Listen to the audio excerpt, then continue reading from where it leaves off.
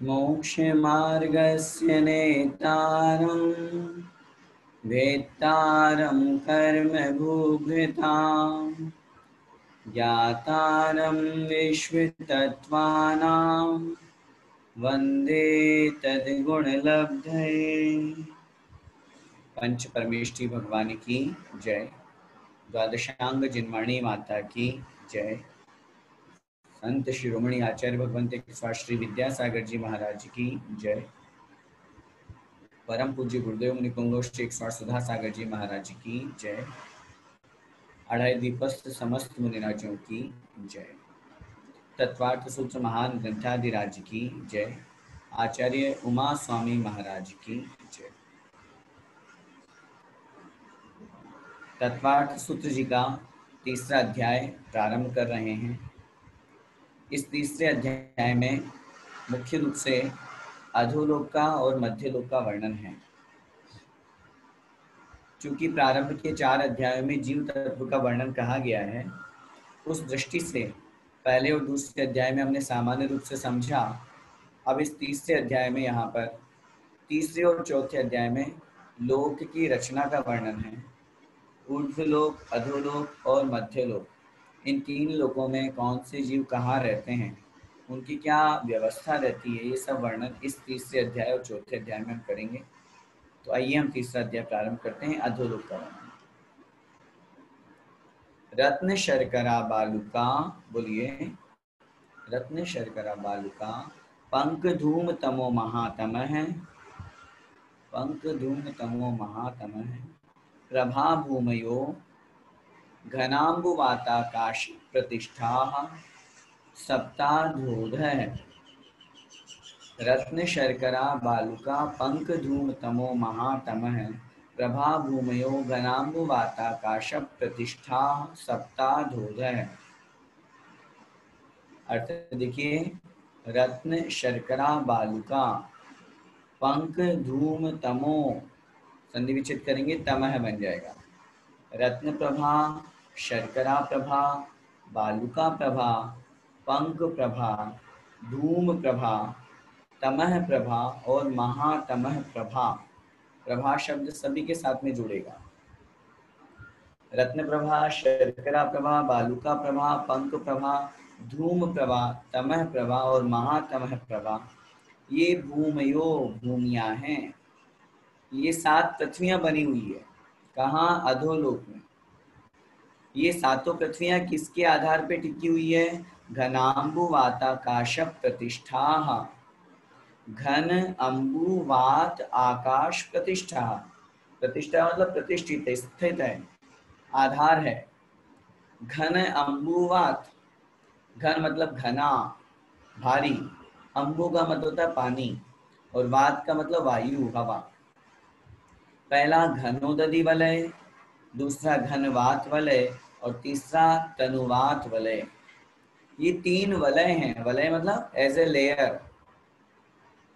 घनोदधि वलय अर्थात घने पानी की जो लेयर होती है वह कहलाती है घनोदधि वलय। घनवात वलय अर्थात घने वायु की जो लेयर है वह कहलाती है घनवात वलय। और तनुवात वलय मतलब हल्की वायु की जो लेयर है। 7 पृथ्वियों के नीचे क्रमशः अलग अलग ये तीनों 3-3 वात वलय बने हुए हैं। प्रत्येक पृथ्वी का आधार घनोदधि वलय, घनवात वलय को तनुवात वलय ने घनवात वलय को, घनोदधि वलय को घनवात वलय ने आधार दिया हुआ है और घनवात वलय को तनुवात वलय ने आधार दिया है। और तनुवात वलय किसके आधार पर स्थित है? तो कह रहे हैं आकाश प्रतिष्ठा, आकाश पर स्थित है। और आकाश स्वयं आधार है, स्वयं आधेय है, उसे अन्य और किसी की आवश्यकता नहीं होती।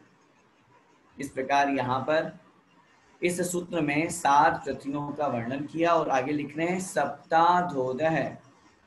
संधि विच्छेद करेंगे। सप्त अधः, अधः सप्त मतलब 7 हैं, अधः अधः मतलब नीचे नीचे। ये क्रमशः नीचे नीचे बनी हुई है। रत्न प्रभा के नीचे शर्करा प्रभा, शर्करा प्रभा के नीचे बालुका प्रभा, बालुका प्रभा के नीचे पंख। इस तरह से 7 पृथ्वियां एक के नीचे बनी हुई है। ये अधोलोक में। अधः अधः अर्थात नीचे नीचे या अधोलोक का वर्णन। इन पृथ्वियों में क्या है? तो उत्तर दे रहे हैं तासु त्रिंशत्, बोलिए, तासु त्रिंशत् पंचविंशति पंचदश दश त्रिपंचोनेक नरक शत सहस्राणि पंच चैव यथा क्रमम्। तासु त्रिंशत् पंचविंशति पंचदश दश त्रिपंचोनेक नरक शत सहस्राणि पंच चैव यथा क्रमम्। तासु मतलब उन पृथ्वियों में, वो जो 7 पृथ्वियां बनी हुई है, उन पृथ्वियों में त्रिंशत अर्थात 30, पंचविंशति अर्थात 25, पंचदश अर्थात 15, दश अर्थात 10, त्रि अर्थात 3, पंचोनेक 5 कम 1, नरक मतलब नरक बने हुए हैं। ये जो संख्या दी हुई है उसके साथ में विशेषण क्या लगाना है? शत सहस्राणि। शत मतलब 100, सहस्राणि मतलब 1000, 100,000, 100,000 का मतलब होता है 1 लाख। तो ये शत सहस्राणि शब्द सबके साथ में जुड़ जाएगा। 30 लाख, फिर 25 लाख, फिर 15 लाख, 10 लाख, 3 लाख, 5 कम 1 लाख मतलब 99,995, और पंच चेव मात्र 5 ही, और मात्र 5 ही यथा क्रमम क्रम पूर्वक होते हैं। वो जो 7 पृथ्वियों का वर्णन हमने पहले सूत्र में पढ़ा, 7 पृथ्वियां होती हैं, उन 7 पृथ्वियों में क्रमशः पहली पृथ्वी में 30 लाख बिल, दूसरी पृथ्वी में 25 लाख बिल, तीसरी पृथ्वी में 15 लाख, फिर 10 लाख, फिर उसके बाद में 3 लाख, फिर 5 कम 1 लाख अर्थात 99,995, और मात्र 5। इस तरह से बिलों की संख्या वहां पे कही गई है। कुल मिलाकर के इन बिलों को अगर हम टोटल करेंगे तो ये बिल 84 लाख बन जाते हैं। भूमि के अंदर, पृथ्वी के अंदर ये बिल बने हुए हैं। उदाहरण दिया आचार्यों ने शास्त्रों में, जैसे हम पृथ्वी पर देखते हैं चूहे हैं, सांप हैं, सर्प आदि पृथ्वी के अंदर बिल बना के रहते हैं, ऐसे ही नारकी जीवों के नेचुरल बिल बने हुए हैं। स्वभाव से वहां अकृत्रिम बिल बने हुए, उन्हीं में नारकी जीव निवास करते हैं। आगे, नारका नित्या शुभतरलेशा परिणाम देह वेदना विक्रिया। नारका नित्या शुभतरलेशा परिणाम देह वेदना विक्रिया। नारका अर्थात नारकी जीव, नित्य अशुभतरलेशा, नित्य मतलब हमेशा, अशुभतरलेशा अशुभ से अशुभ लेशा वाले, अशुभ परिणाम, अशुभ से अशुभ परिणाम वाले, परिणाम से तात्पर्य रूप रस गंध स्पर्श वाले, अशुभ से अशुभ देह शरीर वाले, जो जो नीचे जाएंगे त्यों त्यों उनका शरीर और अशुभ से अशुभ होता जाता है। अशुभ वेदना और अशुभ विक्रिया वाले होते हैं। क्या मतलब हुआ? ये जो नारकी जीवों का हम वर्णन पढ़ रहे हैं, जो पृथ्वियों में बिल बने हुए हैं, नरक कहो या बिल कहो एक ही बात है, और उनमें जो नारकी जीव निवास करते हैं वो कैसे होते हैं, उनका उत्तर दे रहे हैं। वे नित्य मतलब हमेशा, अशुभ से अशुभ लेशा, अशुभ से अशुभ परिणाम, अशुभ से अशुभ शरीर, देह माने शरीर, वेदना और अशुभ से अशुभ विक्रिया वाले होते हैं। कहने का तात्पर्य ये है, जो जो नीचे जाएंगे त्यों त्यों उन नारकी जीवों के परिणाम और अशुभ से अशुभ होते जाएंगे। परिणाम अशुभ होने का तात्पर्य सबसे पहले लेशा की बात की। कषायानुरंजित जो योगों की प्रवृत्ति होती है वह लेशा कहलाती है, और उस लेशा जो जो नीचे जाएंगे, वैसे तो नारकी जीवों में अशुभ लेशा ही होती है, कृष्ण नील कापोत, ये 3 ही लेशा पाई जाती है। तो ऊपर के नरकों में कापोत, फिर नीचे जाएंगे तो नील, और नीचे नीचे जाएंगे तो कृष्ण लेशा। परिणाम और खराब से खराब होते जाते हैं। परिणाम के बाद में यहाँ परिणाम, वहाँ यहाँ लेशा में परिणाम मतलब भाव लगाना है, और यहाँ परिणाम से तात्पर्य लगाना है जो रूप रस गंध स्पर्श है, जो शरीर के साथ में होता है, वह परिणाम हुआ। देह शरीर वेदना नीचे नीचे जो जो जाएंगे त्यों त्यों उन नारकी जीवों को वेदना देने वाले या वेदना के निमित्त जो है वो और अधिक से अधिक अशुभ से अशुभ होते जाते हैं, और अधिक से अधिक अशुभ से अशुभ वहाँ उनके विक्रिया या वेदना, विक्रिया से जो अपने स्वयं का पृथक, चूंकि नारकी जीवों की अपृथक विक्रिया होती है, दूसरा शरीर नहीं बना सकते वो अपने शरीर को, अपने हाथ को उन्होंने भाला बना लिया, अपने हाथ को तलवार बना लिया, कोई नार की कढ़ाई बन गया। इस तरह से नार की जीव अपने शरीर को ही कुछ अन्य दूसरे रूप में परिणमा सकते हैं। नीचे नीचे जो जो हम जाएंगे तो उनके शरीर की जो विक्रिया है वो और अधिक गंदी गंदी अशुभ से अशुभ होती जाती है। इस तरह यहाँ पे उन नारकी जीवों का वर्णन किया। अब फिर अगले सूत्र में कह रहे हैं उन नारकी जीवों में दुख क्यों होता है, कैसा होता है।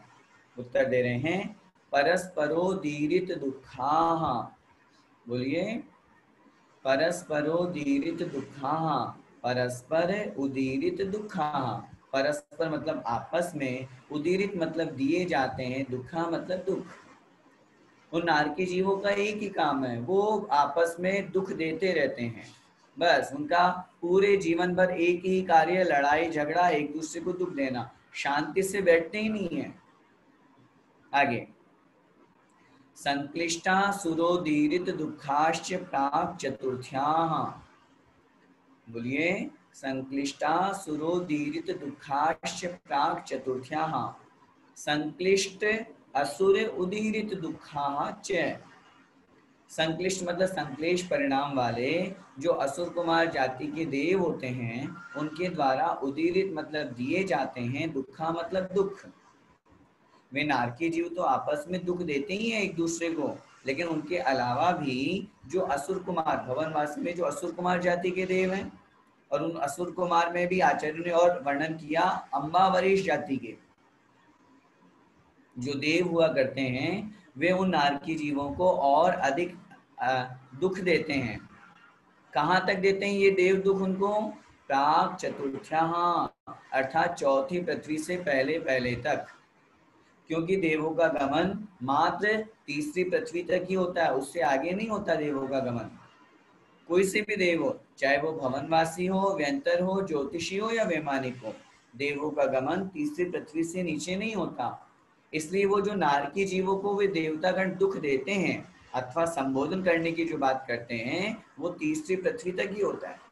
यहाँ दुख का वर्णन चल रहा है, इसलिए वे नारकी जीव आपस में जो दुख देते हैं, वो जो असुर कुमार जाति के देव जो उनको दुख देते हैं, वे तीसरी पृथ्वी तक के नारकी को देते हैं, उससे आगे नहीं। आचार्य तो इस वर्णन में ये भी लिखा है वे नारकी जीव तो वो जो असुर कुमार जाति के देव है वे दुख तो देते ही हैं, लेकिन दुख के साथ साथ उन नारकी जीवों को मारते भी हैं, खुद भी मारते हैं। जैसे नारकी एक दूसरे को मारते हैं, ऐसे ही असुर कुमार आदि जाति के देव होते हैं, ये उन नारकी जीवों को खुद भी मारते हैं। इस तरह तीसरी पृथ्वी तक ये दुख भी कहा गया है। इसके अलावा वहां का छेदन भेदन का, वहां तिल तिल के बराबर टुकड़े करने का, नरक की भूमि को स्पर्श करने का, शीत और उष्ण की बाधा का, भूख और प्यास का, ये सारा का सारा जो दुख है वो वचनों से कहा नहीं जा सकता। ऐसा भयंकर कष्ट उन नारकी जीवों को वहां पर होता है। अब ये जो कष्ट होता है वहां कितने समय के लिए होता है, उनकी आयु कितनी है नारकी जीवों की, वो अगले सूत्र में कह रहे हैं तेष्वेक, बोलिए तेष्वेक त्रि सप्त दश सप्तदश द्वाविंशति त्रयस्त्रिंशत् सागरोपमा सत्वानां परा स्थितिः। तेष्वेक त्रि सप्त दश सप्तदश द्वाविंशति त्रयस्त्रिंशत् सागरोपमा सत्वानां परा स्थितिः। तेषु, तेषु मतलब उन नारकियों में, वो जो नरकों की हम बात कर रहे हैं, उन नरकों में जो नारकी जीव निवास करते हैं उनकी एक त्रि सप्त दश सप्तदश, एक मतलब एक, त्रि मतलब तीन, सप्त मतलब सात, दश मतलब 10, सप्तदश मतलब 17, द्वाविंशति मतलब 22 और त्रयस्त्रिंशत् अर्थात 33, 33, सागरोपमा सागर प्रमाण, सत्वानाम उन जीवों की, परास्थिति ही, उत्कृष्ट स्थिति होती है, उत्कृष्ट आयु होती है। परा का मतलब होता है उत्कृष्ट। नारकी जीवों की उत्कृष्ट आयु कितनी होती है? अगर कोई पहले नरक में जाए तो 1 सागर की उसकी उत्कृष्ट आयु, दूसरे नरक में 3 सागर, तीसरे में 7 सागर, चौथे में 10 सागर, पांचवें में 17 सागर, छठे में 22 सागर और सातवें में 33 सागर की उन नारकी जीवों की उत्कृष्ट आयु होती है। 1 सागर कितना होता है? तो आचार्यों ने शास्त्रों में लिखा है असंख्यात पल्यों का 1 सागर होता है। फिर प्रश्न बना पल्य कितना होता है? तो उत्तर मिला असंख्यात वर्षों का 1 पल्य होता है। असंख्यात वर्षों का 1 पल्य और असंख्यात पल्यों का 1 सागर हुआ करता है। ये हम और आप काउंट नहीं कर सकते। असंख्यात वर्षों का यहाँ पर मामला है। जैसे उदाहरण से इतना मात्र समझ सकते हैं, जैसे समुद्र में पानी भरा हुआ है, सागर समुद्र, उस समुद्र में कोई चिड़िया 100 साल में 1 बूंद पानी निकालती है। उदाहरण ध्यान से समझिएगा। 100 साल में कोई एक चिड़िया 1 बूंद पानी निकालती है, तो पानी निकालते निकालते जब वो पूरा समुद्र खाली हो जाएगा तो 1 सागर होगा। इतना बड़ा होता है 1 सागर। हमारी और आपकी आयु तो क्या है उसके सामने। लेकिन ये सब सागरों की आयु उन नारकी जीवों को प्राप्त होती है और सागरों तक, असंख्यात वर्षों तक वे नारकी जीव वहां दुख उठाते हैं, कष्टों को प्राप्त करते हैं। ये बहुत संक्षेप में अधोलोक का वर्णन यहाँ पर हुआ। अब मध्यलोक का वर्णन अगले सूत्र 7वें से प्रारंभ कर रहे हैं। देखिए, जम्बूद्वीप लवणोदादयः शुभ नामानो द्वीप समुद्राः। जम्बूद्वीप लवणोद आदयः, जम्बू नाम का द्वीप मतलब जम्बू द्वीप, लवण उद, उद माने समुद्र, उद का मतलब होता है पानी और पानी का भंडार जहाँ हो समुद्र। लवणोद मतलब लवण समुद्र, आदयः मतलब आदि, जम्बूद्वीप और लवण समुद्र आदि शुभ नामानो, अच्छे अच्छे नाम वाले, नामान है अच्छे अच्छे नाम वाले, द्वीप समुद्राः, द्वीप समुद्र है। अधोलोक का वर्णन हो गया, मध्यलोक का वर्णन प्रारंभ हुआ। मध्यलोक में क्या है? तो उत्तर मिला मध्यलोक में जम्बूद्वीप और लवण समुद्र नाम के अच्छे अच्छे नाम वाले असंख्यात द्वीप समुद्र। कितने द्वीप समुद्र हैं? असंख्यात द्वीप समुद्र उस मध्यलोक में, जिसमें पहले द्वीप का नाम जम्बूद्वीप, दूसरे का नाम लवण समुद्र, दूसरे मतलब पहले समुद्र का, एक द्वीप एक समुद्र, एक द्वीप एक समुद्र, एक द्वीप एक समुद्र, इस तरह से मध्यलोक में असंख्यात द्वीप समुद्र। अगला सूत्र, कैसे हैं ये द्वीप समुद्र? द्विर द्विर विष्कंभाः, बोलिए, द्विर द्विर विष्कंभाः पूर्व पूर्व परिक्षेपिणो, पूर्व पूर्व परिक्षेपिणो वलयाकृतियः है, वलय आकृति है। द्विर द्विर विष्कंभा, दूने दूने विस्तार वाले हैं। पूर्व पूर्व परिक्षेपणों, पहले पहले वाले को चारों तरफ से घेरे हुए हैं। किसकी बात कर रहे हैं हम बात कर रहे हैं जम्बू द्वीप में जो असंख्यात द्वीप समुद्र उनकी। पहला जम्बू द्वीप थाली के आकार का, आगे वर्णन करेंगे। उसके आगे के द्वीप समुद्र उसको बिल्कुल चारों तरफ से घेरे हुए हैं, चूड़ी के आकार के हैं सब। द्विर द्विर विष्कंभा, और विशेषता ये भी है दूने दूने विस्तार वाले हैं।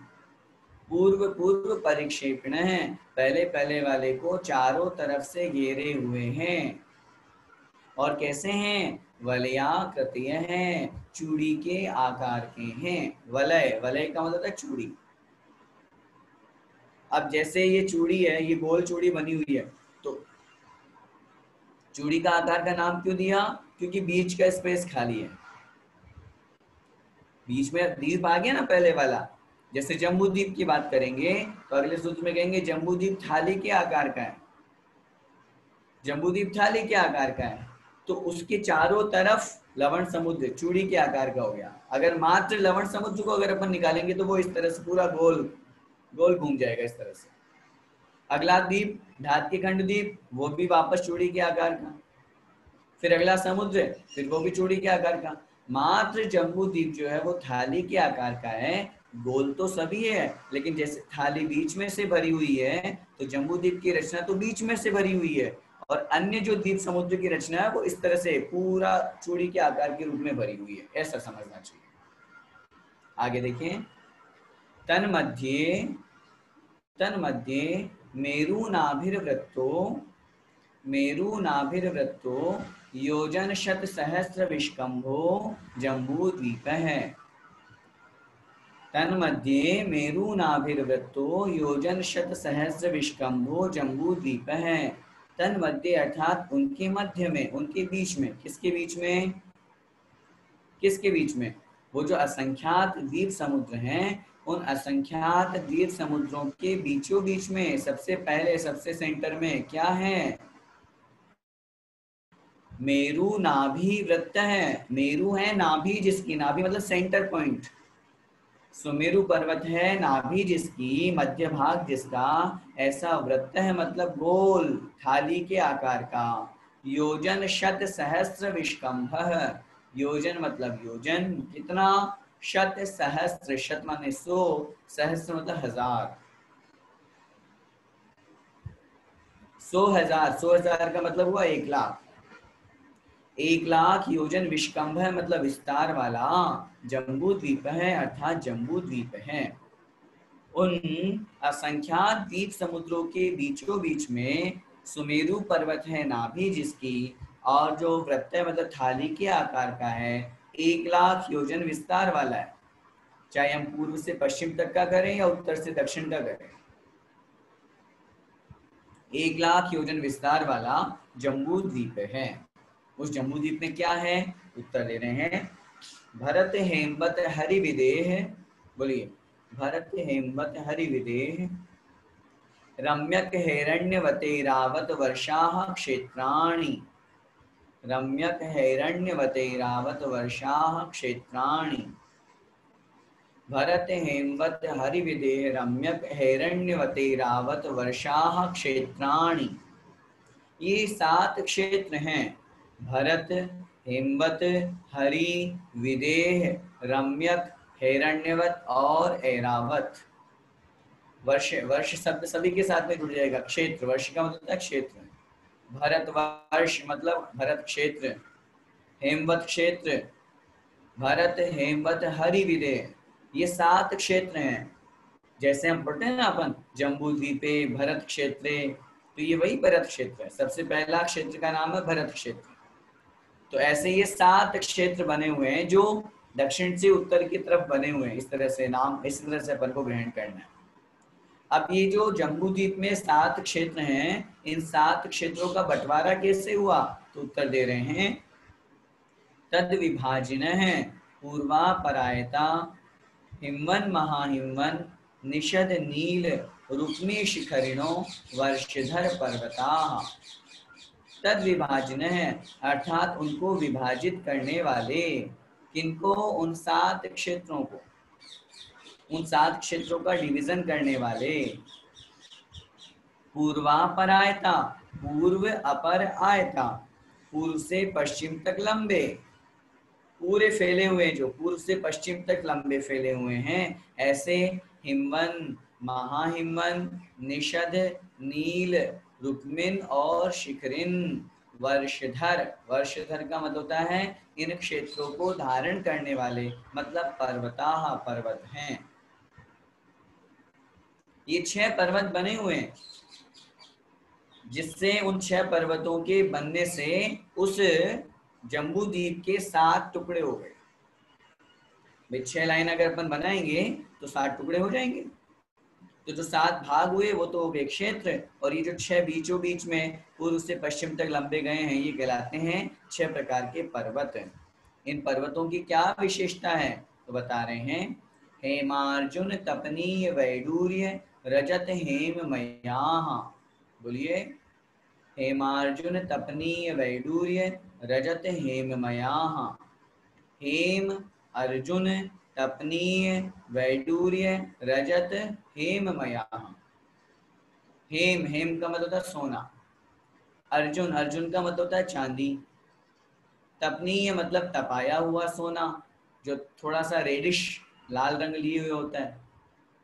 फिर वैडूर्य अर्थात नीला, नीले रंग का वैडूर्य मणि के समान। रजत और चांदी, और फिर हेममया अर्थात स्वर्णमय। ये जो 6 पर्वत बने हुए हैं ये क्रमशः हेम अर्थात सोने के, चांदी के, तपाए हुए सोने के वर्ण वाले या उसके वैडूर्य मणि के समान नील वर्ण वाले, और रजत और हेममय होते हैं। ये 6 पर्वतों का रंग है ऐसा। अब इन पर्वतों का रंग ऐसा है या पर्वत ही ऐसे बने हुए हैं, इस विषय में कुछ आचार्य तो ऐसा मानते हैं कि ये पर्वतों का रंग है, कलर है ऐसा। लेकिन कुछ आचार्य और कुछ आचार्य भगवंत ऐसा कहते हैं। अगले सूत्र में हम बात करेंगे कि इन पर्वतों के दोनों तरफ मणियां खचित हैं, चित्र विचित्र अनेक प्रकार की। तो आचार्य श्री कहते हैं भाई अगर डायमंड लगाएंगे तो हम गोल्ड में तो लगाएंगे, जिसके ऊपर पॉलिश हो रखी हो गोल्ड की उस पर डायमंड थोड़ी ना शोभित होगा। तो इसलिए उनका मंतव्य ऐसा है, अगले सूत्र को दृष्टि में रखते हुए उन्होंने ऐसा कहा है कि ये जो पर्वत हैं ये इन्हीं के बने हुए हैं, सोने के, चांदी के, तपाए हुए सोने के, वैडूर्य मणि के, रजत है चांदी के, और हेम अर्थात सोने के बने। देखिए अगला सूत्र, मणि विचित्र पार्श्वा उपरि मूले च तुल्य विस्ताराः। मणि विचित्र पार्श्वा उपरि मूले च तुल्य विस्ताराः। मणि विचित्र, चित्र विचित्र अनेक प्रकार की मणियों से, पार्श्व मतलब पार्श्व भाग खचित है, पार्श्व का मतलब आजू बाजू, इधर उधर का, पूरे में नहीं, अगल बगल का मात्र, पार्श्व भाग इधर इधर का, ऐसे ये दोनों भाग चित्र विचित्र मणियों से खचित हैं। और कैसे हैं ये पर्वत, उनकी क्या विशेषता है, ऊपरी मूले च, ऊपरी मतलब ऊपर से, मूले मतलब जमीन जड़ से, और च मतलब मध्य से, बीच से, ऊपर से, नीचे से और बीच से, तुल्य विस्तारा पूर्ण रूप से समान विस्तार वाले हैं। अर्थात इन पर्वतों का जो आकार है, जैसे हम अपने यहाँ पे पर्वत देखते हैं ना, नीचे से बड़े होते हैं और ऊपर ऊपर छोटे छोटे वो चोटी बन जाती है, वैसे नहीं बने हुए वो पर्वत। वो पर्वत ऐसा समझ सकते हैं दीवाल के जैसे बने हुए हैं। जैसे दीवार कैसी होती है, ऊपर नीचे और नीचे, बीच में और नीचे पूरे समान होती है, ऐसे ही ये पर्वत बिल्कुल समान आकृति वाले, ऊपर से, नीचे से और बीच से बने हुए हैं। इस तरह का ये पर्वतों की विशेषता दी गई। अब इन पर्वतों पे क्या है तो बता रहे हैं, पद्म महापद्म, पद्म महापद्म, तिगिंच केशरी, महापुंडरीक पुंडरीका, हृदास्तेषामुपरि। पद्म महापद्म, तिगिंच केशरी, महापुंडरीक पुंडरीका, हृदास्तेषामुपरि। पद्म, महापद्म, तिगिंच, केशरी, महापुंडरीक और पुंडरीक, हृदाः अर्थात तालाब हैं। कहाँ है ये, तेषाम उपरि उन पर्वतों के ऊपर। वो जो पर्वत बने हुए हैं उन पर्वतों के ऊपर बिल्कुल बीचों बीच में इस तरह से ये 6 तालाब बने हुए हैं। नेचुरल है ये, आप कृत्रिम में, आप बोलेंगे पानी कहाँ से आया, नेचुरल है। पर्वत के ऊपर बिल्कुल बीचों बीच में, जैसे हिमवंत पर्वत पे पद्म नाम का तालाब, महाहिमवंत पे महापद्म नाम का तालाब, इस तरह से 6 पर्वतों के ऊपर ये 6 तालाब बने हुए हैं। अब वो जो तालाब बने हुए हैं वो कैसे हैं, कितने लंबे चौड़े हैं, तो बता रहे हैं, प्रथमो योजन सहस्रायामस, सहस्रायामस तदर्ध विष्कंभो हृदय, तदर्ध विष्कंभो हृदय। प्रथमो योजन सहस्रायामस तदर्ध विष्कंभो हृदय। प्रथमो मतलब पहला, पहला जो तालाब है वो योजन सहस्त्र आयाम है। योजन मतलब 1000, सहस्त्र मतलब योजन मतलब योजन, सहस्त्र मतलब 1000, आयाम मतलब लंबाई। 1000 योजन लंबा और तदर्ध, तत् अर्ध, तत् मतलब उससे आधा, उससे आधा कितना होता है 1000 का आधा 500। विष्कंभर माने विस्तार, चौड़ाई। हृदय मतलब तालाब है। पहला जो तालाब है वह 1000 योजन लंबा और आधा मतलब 500 योजन चौड़ा है, आयताकार बना हुआ है। पर्वत है, पर्वत के मध्य में तालाब है, तालाब में से पहले तालाब की लंबाई चौड़ाइयां बता दी, 1000 योजन लंबा और 500 योजन चौड़ा। इस तरह से आगे देखिए, 10 योजना वगाह है, 10 योजना वगाह है, 10 योजन अवगाह है। 10 मतलब 10, योजन मतलब योजन, अवगाह माने गहराई। पहला जो तालाब है उसकी गहराई कितनी है, कितना गहरा है वो, तो उत्तर मिला 10 योजन। हम योजन की चर्चा कर रहे हैं, एक योजन कितना होता है, उत्तर मिलेगा 2000 कोस का एक योजन होता है। क्योंकि जितनी भी रचना हम पढ़ते हैं वो सब महायोजन के अंतर्गत आती है। तो 2000 कोस का एक योजन होता है और एक कोस में 3.2 किलोमीटर, 3.2 किलोमीटर एक कोस में हुआ करता है। उस अनुसार हमको वह योजन लगा लेना चाहिए। अब वो जो तालाब है उसमें क्या है, तन मध्य योजनम पुष्करम, बोलिए, तन मध्य योजनम पुष्करम।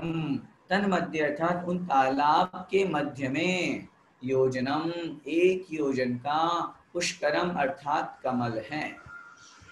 पुष्कर का मतलब कमल का फूल। उस तालाब के बिल्कुल बीचों बीच में एक योजन लंबा, एक योजन चौड़ा एक कमल बना हुआ है। लेकिन विशेषता ये है, वो जो कमल है वह पृथ्वी काय है, वनस्पति कायिक नहीं है। वो शाश्वत पृथ्वी के रूप में, चट्टान के रूप में कमल के शेप में वहां पे कमल बना हुआ है। आगे के जो तालाब हैं या कमल हैं उनकी क्या स्थिति है तो बता रहे हैं, तद द्विगुण द्विगुणा हृदयः पुष्कराणि च, तद द्विगुण द्विगुणा हृदयः पुष्कराणि च। तद मतलब उससे, किससे, पहले तालाब की हमने चर्चा की, 1000 योजन लंबा, 500 योजन चौड़ा, 10 योजन गहरा और 1 योजन का कमल। तद मतलब उससे, द्विगुण द्विगुणा दुगने दुगने विस्तार वाले हैं। कौन, हृदयः मतलब तालाब और पुष्कराणि च मतलब कमल। उसके आगे के जो तालाब है और उसमें आगे जो कमल बने हुए हैं उन सब का विस्तार पहले वाले से दुगना दुगना है। मतलब ये हुआ, पहले नंबर का जो पद्म नाम का तालाब था 1000 योजन लंबा, 500 योजन चौड़ा, 1 योजन का कमल और 10 योजन गहरा था। जब हम दूसरे पर्वत पर स्थित तालाब की बात करेंगे जिसका नाम है महापद्म, वो क्या होगा तालाब, 2000 योजन लंबा, 1000 योजन चौड़ा, 20 योजन गहरा और 2 योजन का पुष्कर। पहले वाले से जस्ट डबल हर चीज। और इसी तरह और उसके आगे बढ़ेंगे तो 2000 का 4000 हो जाएगा। इस तरह से वहां पे कथन किया गया है। आगे देखिए, तन निवासिन्यो देव्य है, बोलिए, तन निवासिन्यो देव्य है, श्री ह्री धृति कीर्ति बुद्धि लक्ष्म्य है, पल्योपम स्थितय है, ससामानिक परिषद का। तन निवासिन्यो देव्य है, श्री ह्री धृति कीर्ति बुद्धि लक्ष्म्य है, पल्योपम स्थितय है, ससामानिक परिषद का। अर्थ देखिए, तत् निवासिन्य है देव्य है, तत् मतलब वहां उन तालाबों में, उन तालाबों में जो कमल बना हुआ है उन कमलों पे महल बने हुए हैं, बड़े सुंदर सुंदर महल बने हुए हैं। उन महलों में निवासिन्य है देव्य है, अर्थात निवास करने वाली जो देवियां हैं कौन कौन सी हैं, श्री ह्री धृति कीर्ति बुद्धि लक्ष्म्य है। अर्थात श्रीदेवी, ह्रीदेवी, धृति देवी, कीर्ति देवी, बुद्धि देवी और लक्ष्मी देवी। ये क्या है? ये 6 देवियां हैं। पर्वत कितने हैं? 6। तालाब कितने हैं? 6। और उन तालाबों पे बनने वाले कमल भी 6 हैं। तो वहां पे ये 6 देवियां निवास करती है क्रमशः। पद्म नाम के तालाब पे श्री नाम की देवी, महापद्म तालाब में ह्री नाम की देवी। कैसी होती है देवियां? पल्योपम स्थितयः हैं। पल्योपम की स्थिति वाली, आयु वाली। इनकी आयु कितनी होती है? 1 पल्ले की। किनके साथ निवास करती है ये? ससामानिक परिषद का। हाँ, सामानिक और पारिषद जाति के जो देव होते हैं, आगे हम चौथे अध्याय में पढ़ेंगे, देव 10 प्रकार के होते हैं, 10 भेद, 10 पद वाले होते हैं। उनमें जो देव पिता और गुरु के समान सम्माननीय होते हैं, वे सामानिक देव कहलाते हैं। और जो सामान्य सभासद मेंबर्स जैसे होते हैं, वो कहलाते हैं परिषद जाति के देव। इन देवियों के कोई देव पति रूप में नहीं होते हैं, इसलिए ये इन देवों के साथ में वहां पर निवास करती है। आचार्य ने लिखा, इनमें से प्रारंभ की 3 देवियां सौधर्मिंद्र की अनुचारिणी होती है और बाद की 3 देवियां ऐशान इंद्र की अनुचारिणी होती है। अब उन तालाबों से क्या होता है? उन तालाबों से नदियां निकलती है। वो कैसे, कौन कौन सी है देखिए। गंगा, सिंधु, रोहित रोहितास्या, हरिद्धरिकांता, सीता सीतोदा, नारी नरकांता, सुवर्ण रूप्यकूला, रक्ता रक्तोदाह, सरितस्तन मध्यगाः। एक साथ बोलेंगे। गंगा, सिंधु, रोहित रोहितास्या, हरिद्धरिकांता, सीता सीतोदा, नारी नरकांता, सुवर्ण रूप्यकूला, रक्ता रक्तोदाह, सरितस्तन मध्यगाः। अंतिम शब्द देखिए, सरितस्तन मध्यगाः। सरित है, तत् मध्यगाः। सरित मतलब नदियां, तत् मतलब उनके, मध्यगाः मतलब बीच से बहती है, बीच में से निकलती है। उन तालाबों के बीच में से ये 14 नदियां निकलती हैं। कौन कौन सी? गंगा सिंधु, रोहित रोहितास्या, हरित हरिकांता, सीता सीतोदा, नारी नरकांता, सुवर्णकुला रूप्यकुला, रक्ता और रक्तोदा। अब ये जो नदियां निकलती हैं, ये कैसे निकलती है? कौन सी नदी किस दिशा में निकलती है? तो बता रहे हैं, द्वयोर द्वयोः पूर्वाः पूर्वगाः। द्वयोर द्वयोः अर्थात दो दो के जोड़े जब हम करेंगे तो दो दो में से पूर्वाः मतलब जो पहले पहले वाली है, वो पूर्वगाः पूर्व दिशा की तरफ बहती है। गंगा सिंधु, इनमें से गंगा नदी पूर्व की तरफ। रोहित रोहितास्या, तो पूर्व पहले रोहित बह जाएगी पूर्व दिशा की तरफ। इस तरह से 14 नदियों के हमने दो दो आपस में मिलाकर के जोड़े बना लिए। 7 जोड़े बन गए। उन 7 जोड़ों में से जो पहले पहले वाली है वो पूर्व दिशा की तरफ बहती है। फिर अगले सूत्र में कह रहे हैं, शेषास्त्वपरगाः। शेषाः तु अपरगाः। शेषा मतलब जो शेष है, तू मतलब परंतु, अपरगाः अपर मतलब उससे विपरीत, पश्चिम दिशा की तरफ, गाह मतलब बहती है। परंतु जो शेष दूसरी है, पहली वाली तो पूर्व दिशा की तरफ बह गई, और शेष जो दूसरी बची वो अपरगाह मतलब पूर्व से अपर हो गया, पश्चिम पश्चिम की तरफ बहती है। अब प्रश्न ये बना कि नदियां तो 14 हैं और तालाब 6 हैं, तो क्या होगा?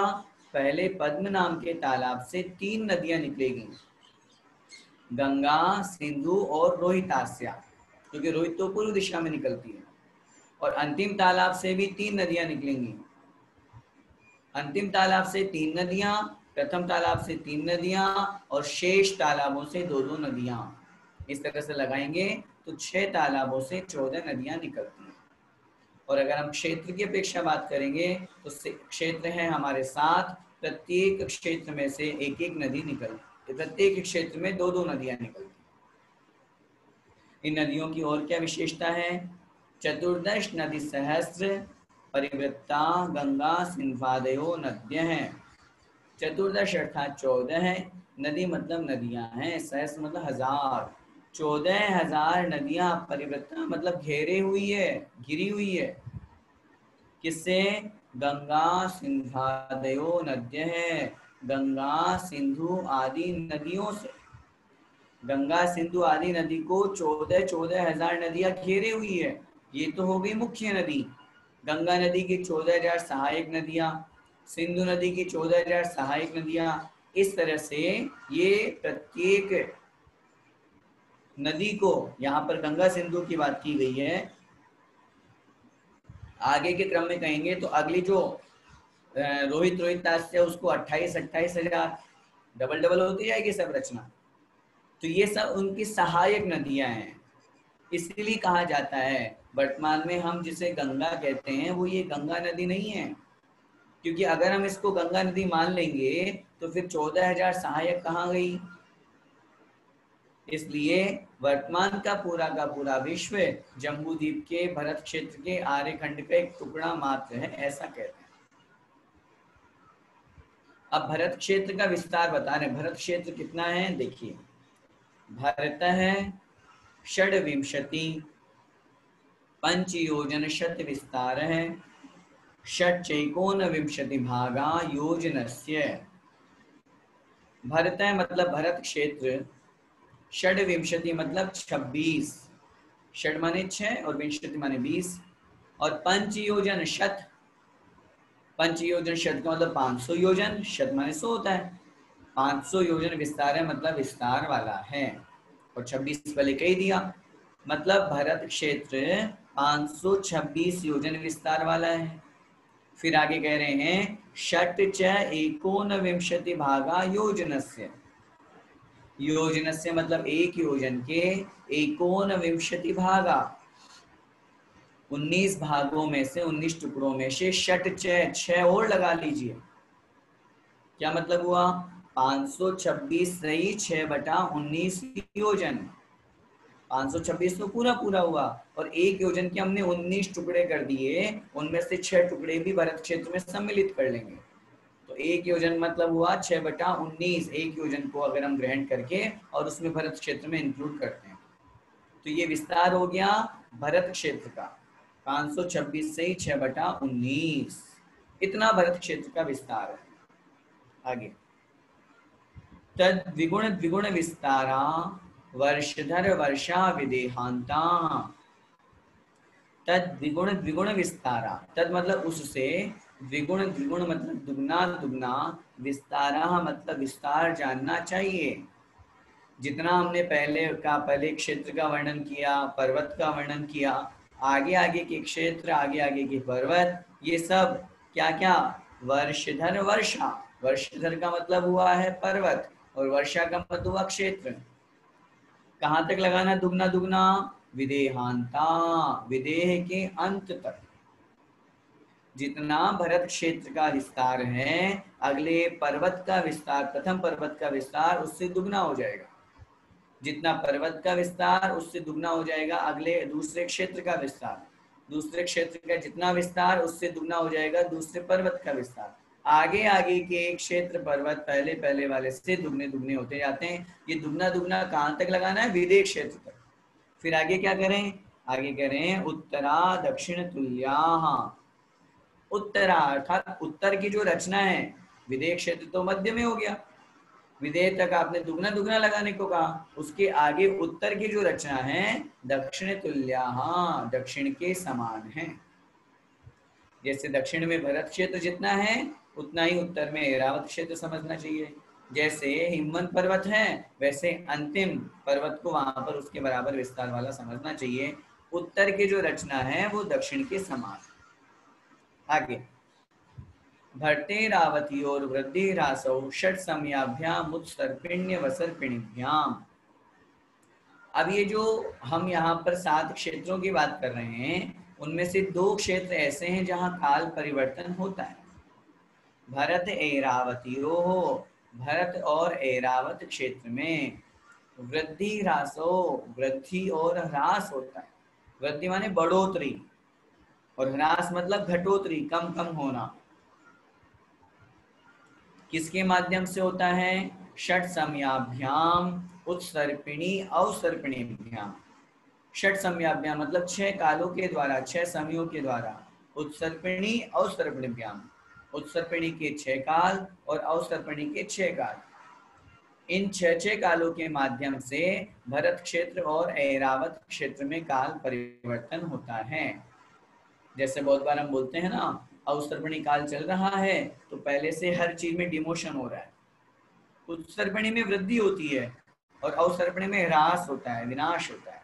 पहले के समय में जो जीव होते थे उनकी अवगाहना भी ज्यादा होती थी, उनकी आयु भी ज्यादा होती थी, सुख धन वैभव ये सब ज्यादा होता था। अब धीरे धीरे धीरे धीरे अवसर्पिणी काल चल रहा है तो वो सब चीजें कम कम होती जा रही है।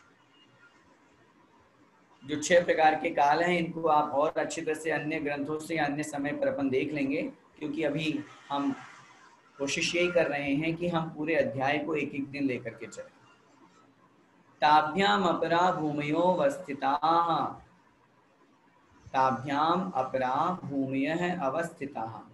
ताभ्याम अर्थात उन दोनों के अलावा, अपरा माने अलावा, शेष, भरत क्षेत्र और ऐरावत क्षेत्र, इन दोनों के अलावा जो शेष भूमियां है मतलब भूमियां हैं वो कैसी है? अवस्थिता मतलब अवस्थित है, स्थित है, उनमें परिवर्तन नहीं होता, वो एज इट इज रहती है हमेशा, अनादिकाल से वैसे ही है।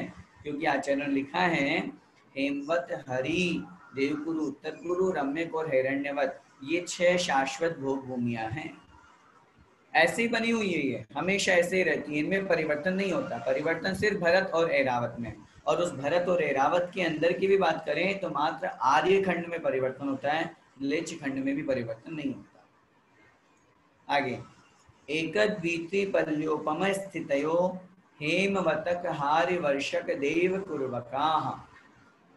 एकदीप्तिपल्योपम स्थितय है, 1, 2 और 3 पल्योपम की स्थिति वाले होते हैं। कौन? हेमवतक, हारिवर्षक और देव कुर्वक। मतलब हेमवत पर्वत, जो भरत हेमवत, हेमवत क्षेत्र में जो रहने वाले हैं वो हेमवतक कहलाएंगे। पहली जगन्य भोग भूमि 1 पल्ली की आयु। फिर उसके बाद में हारिवर्षक मतलब हरि क्षेत्र में रहने वाले जो है वो मध्यम भोग भूमि वाले 2 पल्ली की आयु। और देव कुर्वकाः अर्थात उस विदेह क्षेत्र में जो नीचे की तरफ देवकुरु बना हुआ है अर्धचंद्राकार, वो देवकुरु उत्तम भोग भूमि रूप में, वहां 3 पल्ले की आयु वाले जीव रहते हैं। ये भोग भूमि है, शाश्वत भोग भूमि है वहां पे। अब यहाँ तक तो आपने बता दिया, फिर उत्तर में क्या होता है तो बता रहे हैं तथोत्तराः, तथा उत्तराः, इसी प्रकार उत्तर में भी समझना चाहिए। उत्तर दिशा में भी इसी तरह, उत्तर पूर्व में 3 पल्य, रम्यक में 2 पल्य और हिरण्यवत में 1 पल्य की आयु वाले जीव रहते हैं।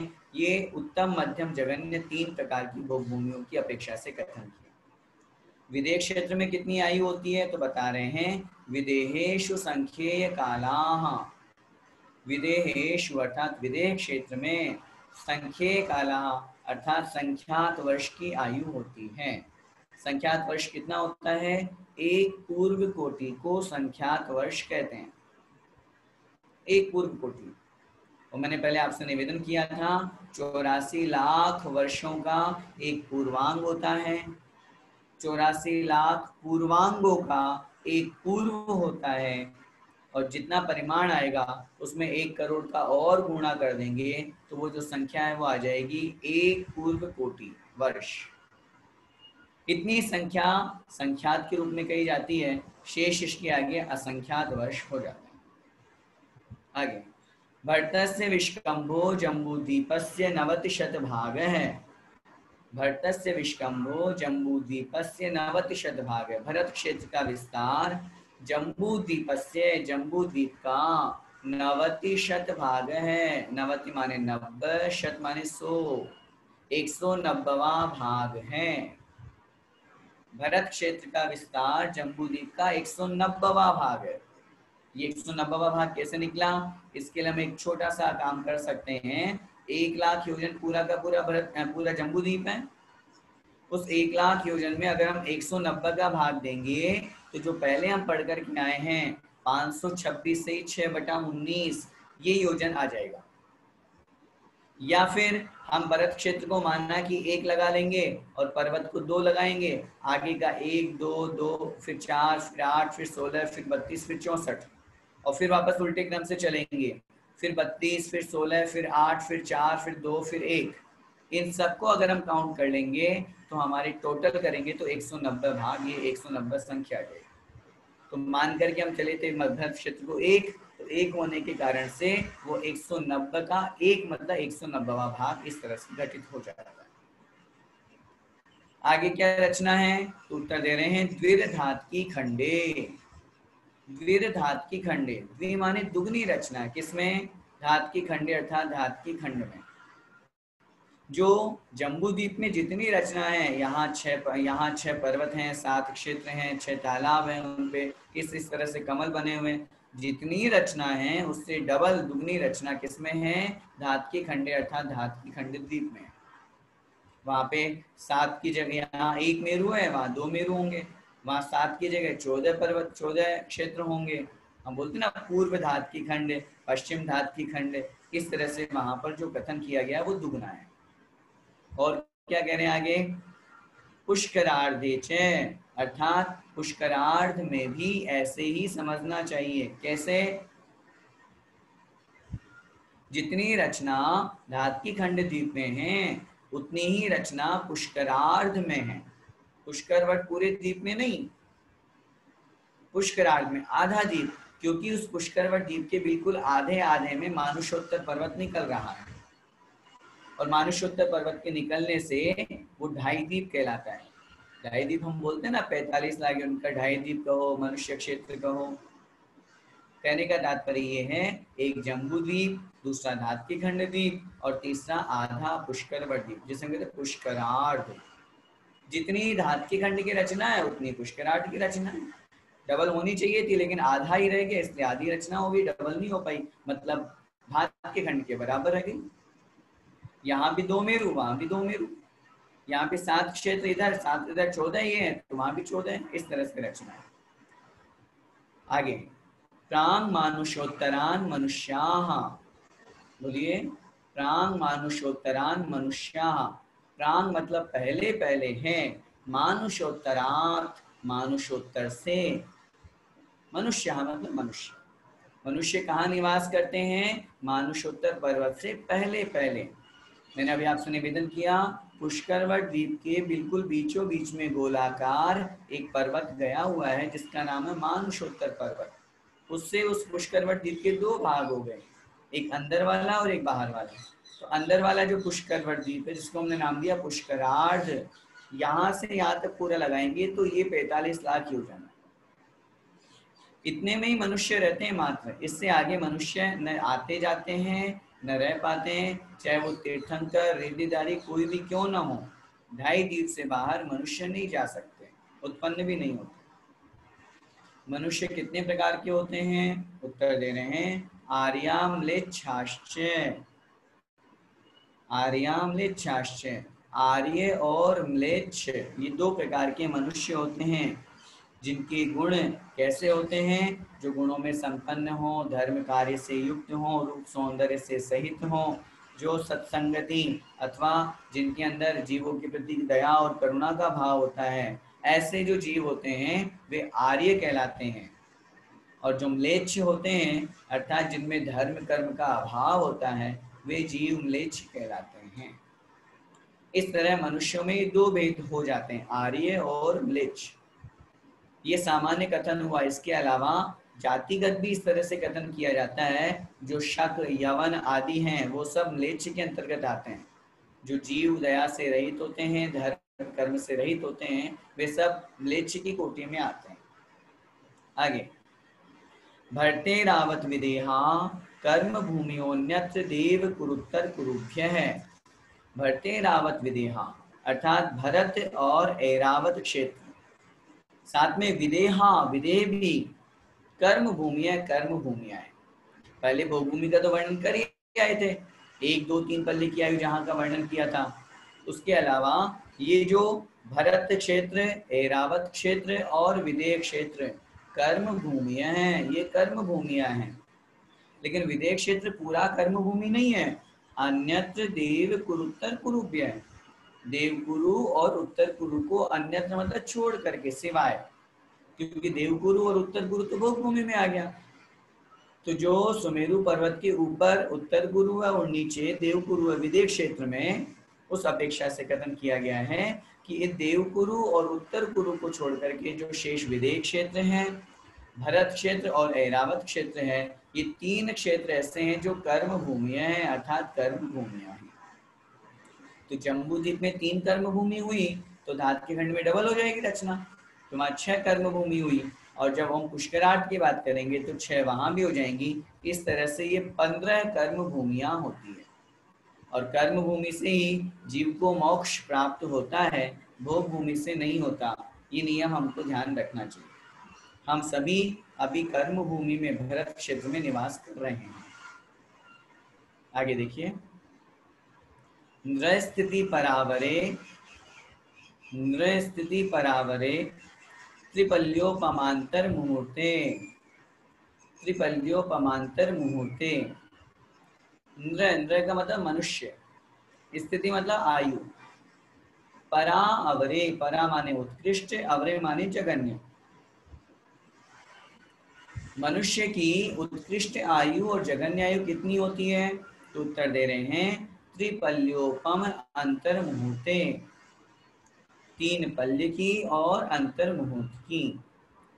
3 पल्ले की कहाँ होगी मनुष्य की आयु? उत्तम भोग भूमि में।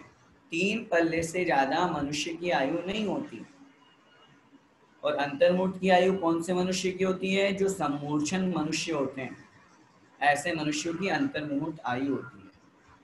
अगला सूत्र, तिर्यक योनिजानाम च, तिर्यक योनिजानाम च, अर्थात तिर्यंच योनि में जो उत्पन्न होते हैं ऐसे जीवों की भी जघन्य आयु, अंतर्मुहूर्त और उत्कृष्ट आयु 3 पल्ले की होती है।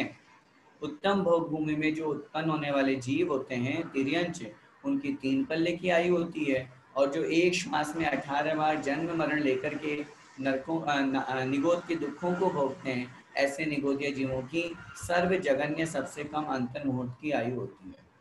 ये मनुष्यों की आयु के संबंध में यहाँ पर कथन किया। इस प्रकार संक्षेप में एक एक सूत्र की व्याख्या हमने यहाँ पर समझी। तीसरे अध्याय में अधोलोक का और मुख्य रूप से फिर मध्य लोक का वर्णन यहाँ पर किया गया। इति तत्वार्थ सूत्रे मोक्ष शास्त्रे तृतीय अध्याय नमो नमः। बोली पंच परमेष्ठी भगवान की जय। आचार्य उमा स्वामी महाराज की जय। तत्वार्थ सूत्र ग्रंथाधिराज की जय।